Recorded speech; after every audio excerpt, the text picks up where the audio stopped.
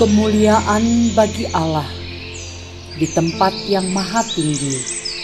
Damai sejahtera dicurahkannya bagi kita hari ini, Sabtu 2 Agustus 2025. Para pendengar Renungan Oasis Fajar, mari kita berdoa.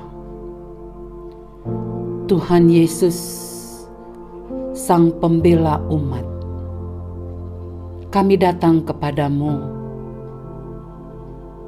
memohon kekuatan Tuhan untuk kami dapat mengalami semua keadaan-keadaan di dalam hidup kami dengan percaya bahwa Engkau Tuhan satu-satunya menjadi pembela kami. Dalam nama Tuhan Yesus kami berdoa. Amin. Para pendengar Renungan Oasis Fajar, judul renungan kita hari ini, Tuhan Pembela Umatnya, yang diuraikan dari pembacaan firman Tuhan melalui Nahum 1 ayat 11 hingga 13.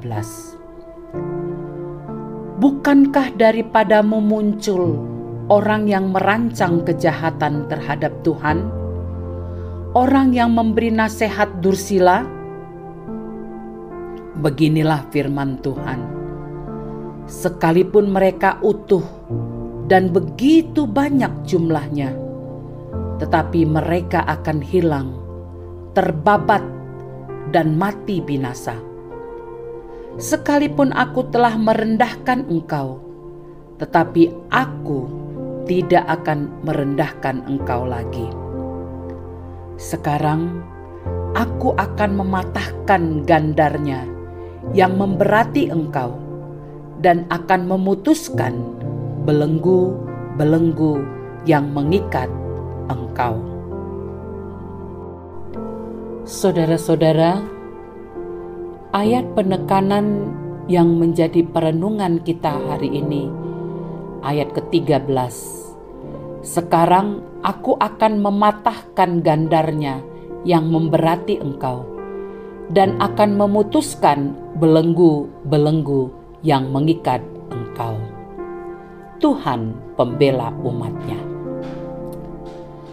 Saudaraku, sekarang aku akan mematahkan gandarnya dari bahumu dan memutus belenggu-belenggumu.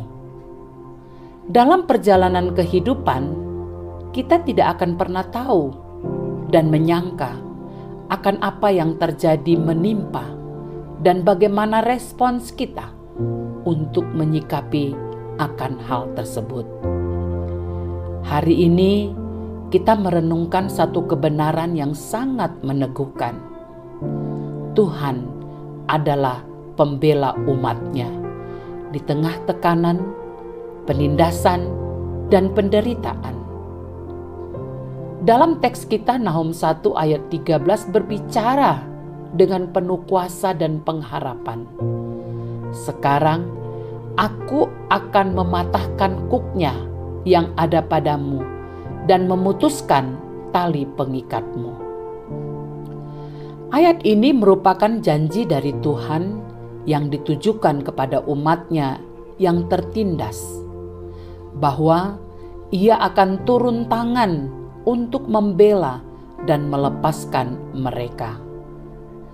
Kitab Nahum ditulis untuk menubuatkan kejatuhan Niniwe, ibu kota Asyur, yang pada waktu itu adalah kekuatan besar yang menindas bangsa-bangsa, termasuk Yehuda.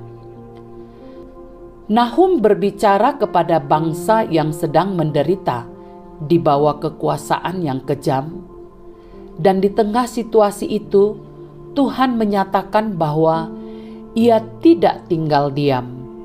Ia melihat penderitaan umatnya dan Ia siap bertindak.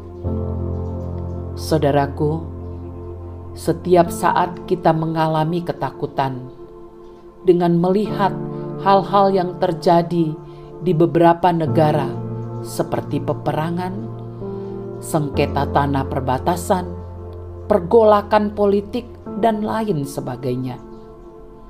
Bukankah itu semua membuat kita takut, bahkan seakan-akan kita tidak memiliki pengharapan?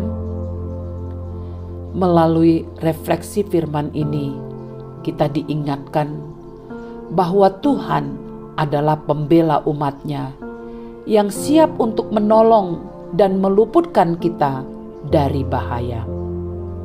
Karena itu, tetaplah jadikan Yesus Kristus sebagai tempat perlindungan kita secara turun-temurun. Sebuah penegasan, Tuhan tidak hanya menjanjikan penghiburan, tetapi pembebasan total. Ia mematahkan dan memutuskan belenggu-belenggu yang mengikat kita. Tuhan pembela kita dan sumber segala-galanya. Saudara-saudaraku, mari kita berdoa.